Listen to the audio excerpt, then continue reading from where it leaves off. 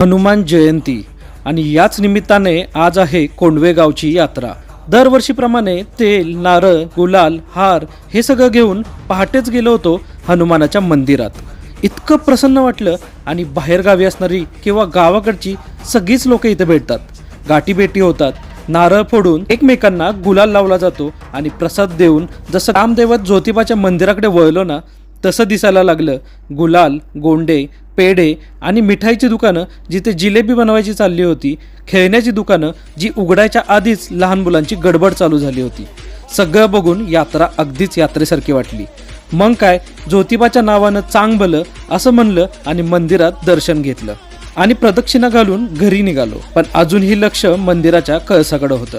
बाहेर आरोग्य तपासणीसाठी गाडी आली होती, जिथं ज्येष्ठ नागरिकांची गर्दी दिसत होती। घरी आलो आणि पुरणपोळी आणि मग काय, वेळ होती नैवेद्य बनवून मंदिरात जाण्याची।